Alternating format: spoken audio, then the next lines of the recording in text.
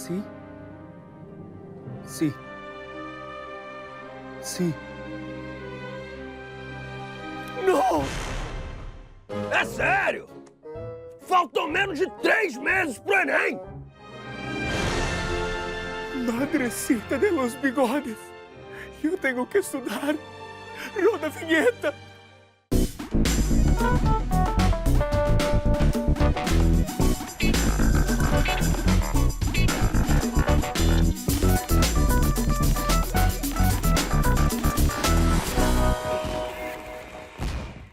Hora do Enem no ar e o assunto é matemática.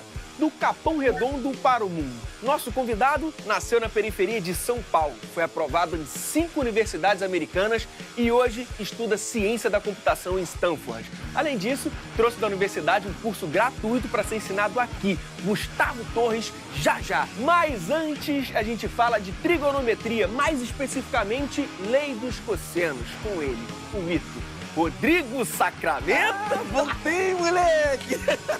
E aí, família? Tamo junto! E aí, professor, por que lei dos cossenos é um assunto tão importante? Em primeiro lugar, você já começa trabalhando com trigonometria. Quando vai trigonometria, o aluno já fica com medo. Lei dos cossenos é importante porque você consegue trabalhar distância entre cidades. Também na física tem aplicação de pegar simplesmente o módulo do vetor soma. Então é um assunto riquíssimo que tem papá seleto hoje aí. Bom, lei dos cossenos a gente lembra de seno, cosseno, tangente, aí já associa triângulo, retângulo. Isso aí. E tem ali no Tem um quadro. negócio ali, vamos ali. Ali. Vamos devagar ali, né? Agora.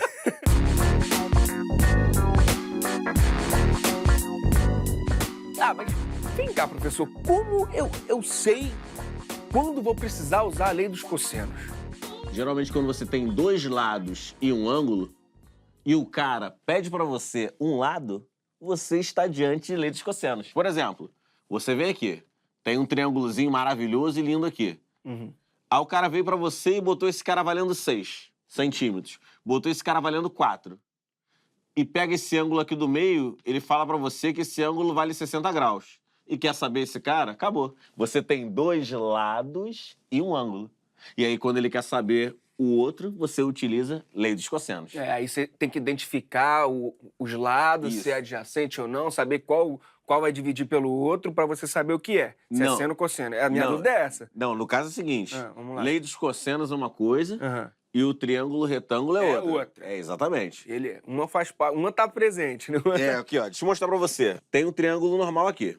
Então, lei dos cossenos é o seguinte. Um triângulo qualquer. Beleza. E aí você tem um ângulo aqui, θ, uma letra grega. E aí você tem esse lado A aqui, esse lado B e esse lado C. Lei dos cossenos, ela serve para um triângulo qualquer, sem ser um triângulo retângulo. Beleza. Dá para usar? Dá, mas geralmente a gente utiliza no triângulo qualquer. Você vem, marca o ângulo Isso. e olha o cara que está oposto. Então esse cara que está de frente para o ângulo, ele vai ficar sozinho aqui, ó. Então aqui, ó, A ao quadrado. Aí pensa em Pitágoras. B ao quadrado mais quem? C ao quadrado. Tanto faz a ordem. Quem vai ficar na frente, quem vai ficar atrás. Menos 2 vezes. Esse 2 é fixo. E aí você vem e faz a multiplicação do B vezes o C. E aí vezes, lei 2, cosseno. Está faltando o cosseno. Sim. Então, vezes o cosseno do ângulo que está marcado. Cosseno de θ. Essa linda aí ficaria armada assim, ó. Vou botar aqui, ó. X ao quadrado, ó. Marcou o ângulo e olhou o cara que está de frente. Beleza. X ao quadrado é igual a 6 ao quadrado, Sim. mais quem? 4 ao quadrado, menos 2 vezes, porque é fixo 2. E aí tanto faz a ordem quem vai entrar primeiro. 6 vezes 4 vezes o cosseno do ângulo que está o quê? Marcado. 60. Cosseno de quê? 60 graus. Por isso que você utiliza a tabela maravilhosa ali. Aí cosseno de 60 vai ficar o quê? 1 sobre quem? 2. E aí tu substitui e felicidade. Professor, vamos ver como isso aparece na questão? Vamos dar uma olhada naquela questão maliciosa ali. Já Vambora. tá na tela lá. Bem. Questão 156 do Enem de 2017, caderno azul, primeira aplicação. Por gentileza, professor. Show. Um desenhista, projetista, deverá desenhar uma tampa de panela em forma circular. Para realizar esse desenho, ela dispõe, no momento, de apenas um compasso, cujo comprimento das hastes é de 10 centímetros. um transferidor e uma folha de papel com um plano cartesiano. Para esboçar o desenho dessa tampa, ela afastou as hastes do compasso de forma que o ângulo formado por elas fosse de 120 graus. Atenção nesse 120 graus. Pois é, né? Não parece, parece 30 ali. Geometria não é desenho, geometria são propriedades. Cuidado, pode não estar aparecendo no desenho, mas você vai ter que ser fiel naqueles 120 graus, que vai fazer toda a diferença. Aí ele fala assim, ó, a ponta seca está representada pelo ponto C e a ponta do grafite está representada pelo ponto B. E a cabeça do compasso está representada pelo ponto A, conforme a figura.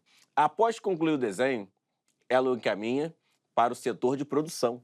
Ao receber o desenho com a indicação do raio da tampa, verificará em qual intervalo este se encontra e decidirá o tipo de material a ser utilizado na sua fabricação, de acordo com os dados. Então você tem um tipo de material aí, intervalos de valores do raio. Então o tópico 1 está entre 0 e 5, esse raio, com 5 fazendo parte da resposta. Tem um tracinho ali embaixo. O 2 está entre 5 e 10, com 10 incluso. O 3 entre 10 e 15, com 15 incluso. E o 10 está fora. Sempre o primeiro valor está fora. O tipo de material 4 entre 15 e 21. 21 dentro e 15 fora. Tipo de material 5, 21 entre 21 e 40, 40 dentro e 21 fora. Considere 1,7 como aproximação para a raiz quadrada de 3. O tipo de material a ser utilizado pelo setor de produção será? Professor, para começar, já vou vir aqui pro quadro. É isso aí. É muita informação, São várias palavras. número, palavras e objetos, tem que estar familiarizado. E aí, como é que eu faço? Tem que estar focado nos valores que ele deu do compasso. Essas duas pontas aqui do compasso, a medida é 10 centímetros. Independente de como estiver o desenho, você tem que ser fiel ao que foi falado.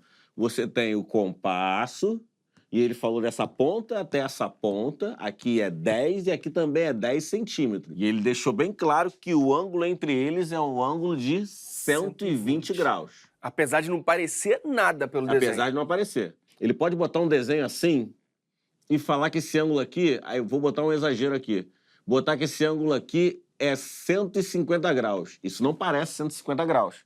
Parece. Mas se ele falou que é 150, você vai utilizar os dados do 150. Ele quer saber a aproximação do raio. E é justamente o que ele deu. Ele falou que aqui é 10, que é o compasso, aqui também é 10, tem uma abertura de 120, então você vai descobrir o raio vendo essas duas pontinhas aqui. Não, mas peraí, a gente precisa primeiro identificar esse triângulo ali, né? Porque a gente, dependendo de como é, a gente não identifica. Esse triângulo é o triângulo formado pelo seguinte, você tem o compasso. Uhum. Vai ser formado pelas duas perninhas do compasso e a distância entre essas duas pontinhas, o final das pontinhas. E aí ficou caracterizado aquilo que a gente conversou, de forma maliciosa. É. Você tem aqui, ó, olha a sujeira no coração, ó. Aqui, ó. 10 centímetros, 10 centímetros. Você tem Dois lados. Isso, Ah, moleque. isso. Você tem dois lados e o quê? E um ângulo. E aí você vai aplicar, na primeira resolução, lei dos cossenos, porque a primeira coisa que você faz em trigonometria é marcar o ângulo. Beleza. Marcou o ângulo, Marcou viu o ângulo, oposto. olhou o cara oposto. E aí, de acordo com a lei dos cossenos que tá aqui, ó, ao vivaço.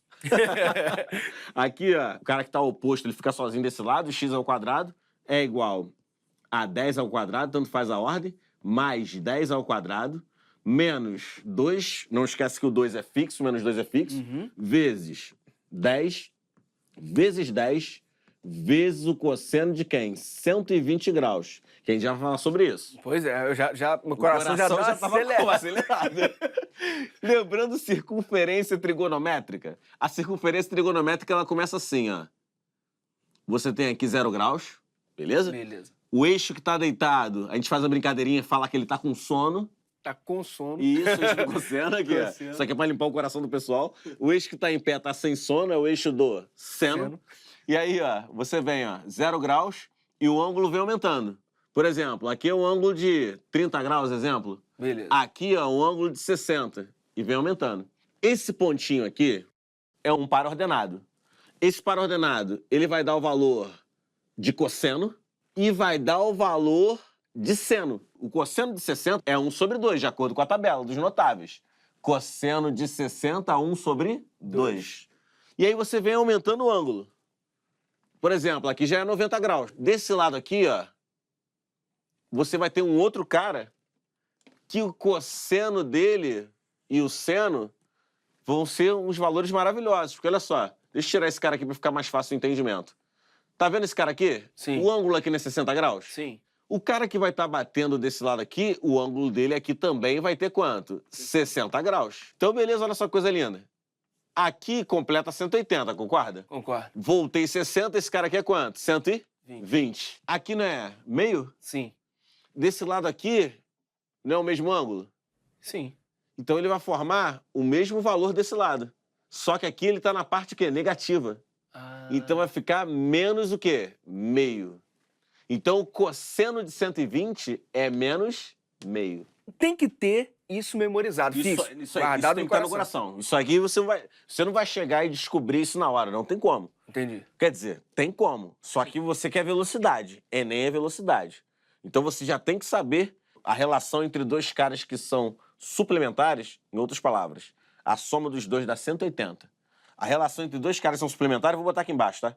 Cosseno de 120 vai ser igual a menos o cosseno de 60. Então, porque 120 mais 60, 180. A relação entre os suplementares é sempre essa. Então aqui vai dar o quê? Menos meio. E aí eu vou lá. X ao quadrado é igual a 100, 10 ao quadrado, mais 10 ao quadrado, 100, menos 2 vezes. Deixa esse cara sempre quietinho, esse menos 2. Deixa ele Segura quietinho. ele ali. Isso. Aí faz a multiplicação desses dois caras aqui. Beleza. 10 vezes 10, 100, vezes, parênteses para não dar um mal espiritual lá, menos meio, foi? Foi. E aí, beleza. Por que eu deixei o menos 2 aqui? Porque sempre ali vai aparecer para você um 2zinho ali embaixo. E aí tu vai cortar. Sujeira.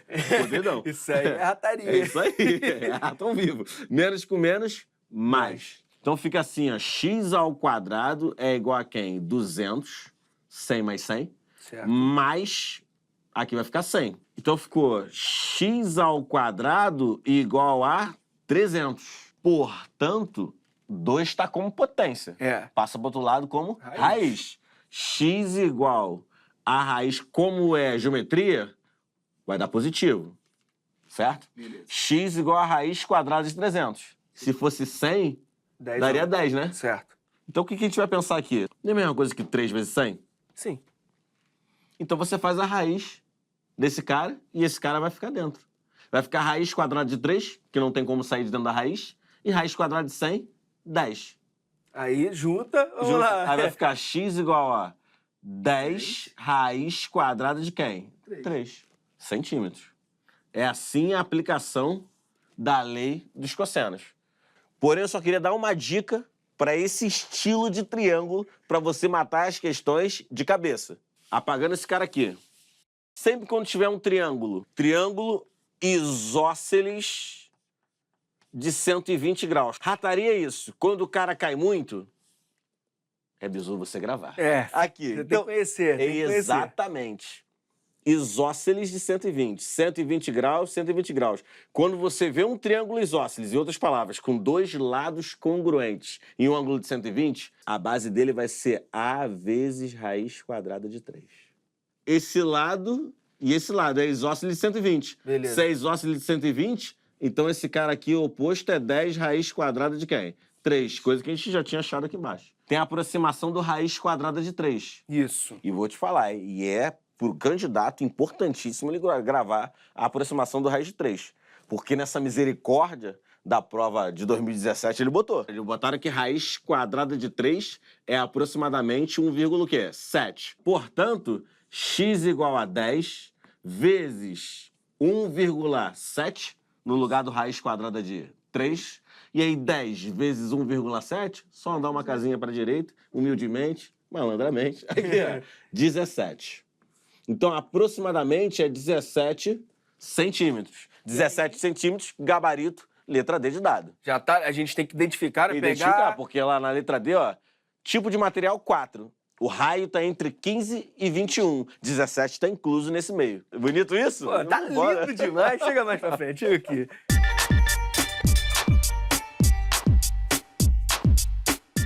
Professor, eu vi que é um assunto trabalhoso. É denso. Então, assim, qual a maior dificuldade dos candidatos nesse assunto? Geralmente, trigonometria, as pessoas têm dificuldade para gravar também aquela tabelinha. E o outro detalhe importante são as contas, que são contas que realmente requer do cara uma certa habilidade. Então, se ele não treinar, isso aí não vai rolar. Professor, muitíssimo obrigado. Tamo junto, Land. É um prazer estar com a família aqui do TV Escola. Que isso, o prazer é todo nosso. Sempre uma grande alegria ter Tamo você junto. aqui. Beijo, minha família. O nosso convidado nasceu no Capão Redondo, periferia de São Paulo, e foi parar em uma das maiores universidades americanas, Stanford. É o estudante de Ciência da Computação, Gustavo Torres. Por gentileza. E aí? Grande, Land. Beleza, mano? Beleza? Seja Bom. bem-vindo. Opa! Vem cá, conta pra gente, como você foi parar em Stanford?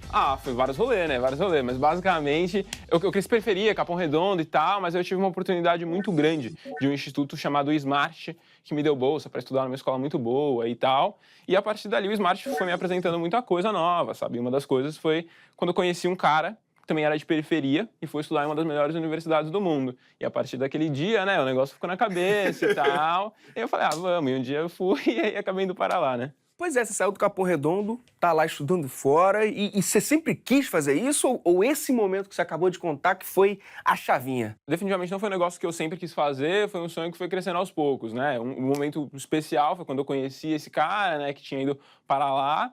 E isso foi quando eu tinha 12 anos, né? Então eu tive bastante tempo ali para ir desenvolvendo o sonho e tornando o negócio cada vez mais real, né? Você passou em 5, e dentro dessas 5 você escolheu Stanford. Por quê? Isso. Conta pra gente. Cara, eu escolhi Stanford porque, sei lá, faz sol lá, Califórnia, né, e tal.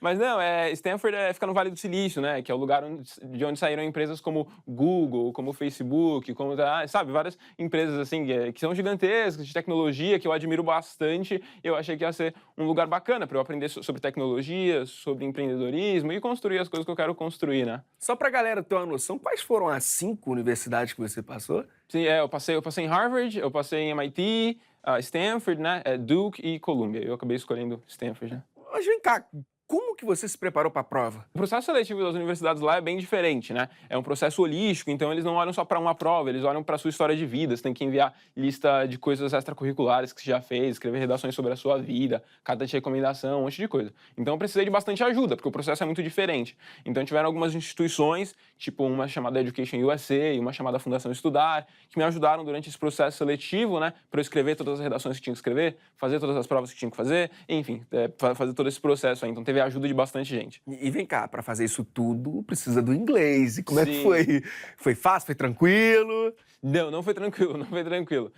O inglês de fazer prova é mais de boa, que você senta na cadeira, estuda e faz, né? O negócio que eu tive bastante dificuldade é o inglês do dia a dia. Foi quando eu cheguei lá, eu percebi que eu não sabia falar inglês, sabe? Que é muita dificuldade de sei lá, de trocar ideia com as pessoas, de fazer amizade, de conseguir se comunicar bem. Esse foi um negócio que eu tive bastante dificuldade quando eu cheguei. Mas depois eu tive a oportunidade de começar a dar monitoria na faculdade, que foi um baita desafio, e a partir daí isso acabou ajudando na parte da comunicação, né? Pois é, queria saber do seu dia a dia. Como é que é seu dia a dia lá? Boa. O dia a dia lá é uma beleza, cara, né?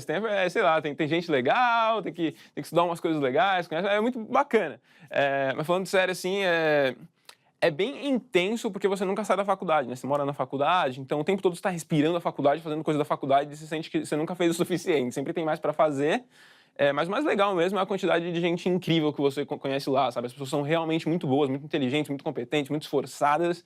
E estar no meio de gente incrível acaba te dando uma outra percepção sobre o mundo, sobre o que você é capaz de fazer. E essa definitivamente é a parte mais bacana, sabe? E você encontra outros brasileiros por lá? Sim, Fazer um sim. pagodinho, trocar uma ideia. Isso, essencial. Não, a comunidade brasileira está crescendo bastante. No ano que eu entrei, a minha turma, a gente criou a prática de fazer um churrascão a cada 3 meses. Então, a cada 3 meses tem um churrascão com 50, 60 brasileiros lá e tal. Maneiro. Então, a gente é bem unido, é importante fazer um barulho brasileiro lá, né? E vem cá, por que ciência da computação? Boa. Acho que tem 3 principais razões, né? A primeira é que eu curto, sabe? Eu nunca tinha feito programação antes de ir pra lá, mas quando eu comecei a fazer umas aulas, eu gostei bastante. Essa é a primeira. Acho que a segunda é que o Vale do Silício é um dos melhores lugares para estudar programação, ciência da computação, então achei que ia ser uma boa oportunidade, já que eu estava lá, estudar isso. E a terceira coisa é...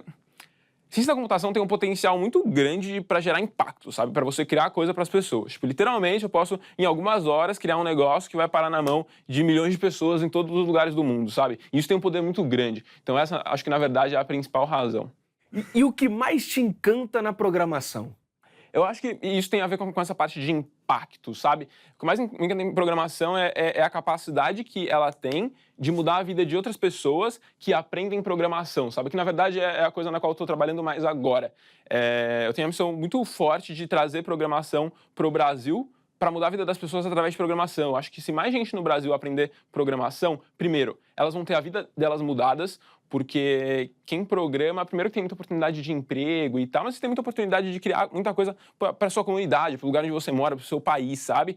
E eu acho que, segundo, se mais gente no Brasil programar, a gente vai conseguir posicionar o Brasil para ser um desenvolvedor de tecnologia, sabe? E isso tem um potencial muito grande para melhorar o país mesmo, sabe? De forma Então, geral, né? Isso é o que mais me encanta.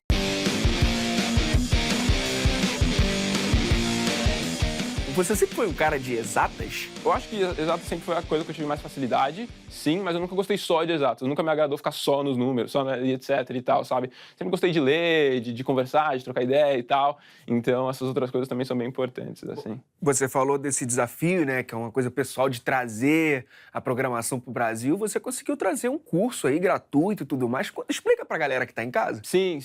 Em 2016, logo depois de eu ter entrado na faculdade, né, eu falei, pô, eu tenho que levar mais programação para o Brasil, né? Então, a primeira coisa que um amigo fez, a gente trouxe uma aula de Stanford para o Brasil, né, de graça para a galera, e a gente viu que um monte de gente gostou. E a gente decidiu fazer mais coisa com isso, e hoje o que a gente tem é a Hike Academy, que é justamente a nossa academia de programação para trazer mais coisas aqui para o Brasil, para as pessoas aprenderem a programar, né? Então, que a gente faz um monte de curso online, bem prático, bem rápido, sabe? Onde as pessoas elas saem do zero e em 30 dias terminam construindo, tipo, uma réplica de uma rede social, uma réplica de algoritmos de inteligência artificial e tal, sabe? Porque a gente acha que é desse jeito que a gente vai fazer enfim, todas aquelas coisas que eu falei, né? De as pessoas, de mudar a vida das pessoas e de tornar o Brasil um desenvolvedor de tecnologia, né? E como faz para participar? Cara, então, primeiro de tudo, só entrar no nosso site, né, hikeacademy.com.br, se digitar Hike Programação encontra a gente, e lá dá para se inscrever. Os nossos cursos são pagos, menos para pessoas de baixa renda matriculadas em alguma instituição de ensino, né, que acho que a galera em quem a gente pode ter mais impacto, então é importante que a gente ofereça isso de graça para essas pessoas, né. Então é só entrar no nosso site e se cadastrar lá. Que facilite, né, que facilite o acesso a essa informação, a esse conhecimento. Exato. Isso é maneiro pra caramba. Agora, você, que é um cara que passou em vários vestibulares aí, né? Passou por tudo isso e tá bem agora construindo a sua carreira, você tem muita propriedade para trazer uma dica, para dar uma dica para quem tá em casa se preparando para fazer o Enem, fazer um vestibular aqui no Brasil. Qual o conselho? Qual é a dica? Cara, eu acho que a dica mais importante é tentar encontrar o jeito que as pessoas aprendem melhor, entendeu? Cada pessoa aprende melhor de um jeito diferente e é muito importante que as pessoas parem para entender e estudar qual o jeito que elas aprendem melhor, sabe? No meu caso, foi sempre fazer muito simulado. Eu tentei diferentes jeitos, sabe? Fazer resumo, ficar escutando aula, vários jeitos. E eu percebi que o jeito que eu aprendia mais era fazendo um monte de prova. Então, durante o dia, para me preparar para as provas, eu fazia, sei lá, uns 5 simulados no mesmo dia, corrigia, né? Eu via os pontos em que eu tava, em que eu não mandava bem e focava meus estudos nas coisas em que eu não estava mandando bem. Depois fazia mais simulado para ver se eu tinha melhorado, esse tipo de coisa. Então, isso era o que dava muito certo para mim, sabe? Mas pode ser que para muita gente não funcione, pode ser que para muita gente seja fazer resumo e tal. Então, acho que a principal dica é entender o jeito que elas aprendem melhor. Bom, antes da gente terminar, eu queria saber quais são os projetos aí que você pode contar para o futuro. O que você está pensando de carreira? Projeto de futuro, cara, essa é uma ótima pergunta, principalmente o pessoal que vai lá fora, né? É muito tentador ficar por lá, né? Porque tem muita oportunidade de emprego e as empresas querem você por lá e tal. Mas para mim é muito importante estar no Brasil, sabe? Primeiro que eu gosto do Brasil, terra boa e tal. E eu acho que tem muito problema para resolver, sabe? Isso é bacana, a gente gosta de resolver problema, por isso que enfim, sabe? A gente tá fazendo essas coisas todas. Então, eu acho que para mim, o que tá mais claro é justamente esse negócio de primeiro, trazer educação de programação de qualidade para pessoas aqui no Brasil, porque eu acho que isso vai trazer muita oportunidade para muita gente, vai ser um negócio muito bacana para o país como um todo, mas depois trazer educação de qualidade num nível maior, sabe? Não só de programação, mas de várias outras áreas, porque, enfim, a gente sabe que tem diversos problemas por aí com a educação, não só do Brasil, mas do mundo como um todo, e eu acho que tentar fazer isso aqui no Brasil, tentar resolver isso, é uma coisa que me empolga bastante. Gustavo, muitíssimo obrigado mesmo pelo bate-papo, cara. Parabéns aí, pela iniciativa principalmente. E sucesso na carreira. Tamo junto, Beleza? Lande. Obrigadão. Ó.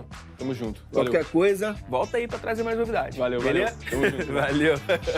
E é isso, galera. Estudar é sempre o melhor caminho. Então, ó, mete bronca e segue confiante. O nosso canal te ajuda. youtube.com/TV Escola. E é claro que não dá pra esquecer o percurso educativo de matemática. Você sabe, a plataforma gratuita aqui da TV Escola que te ajuda a se preparar para o Enem. tvescola.org.br/percursos. Corre lá e até!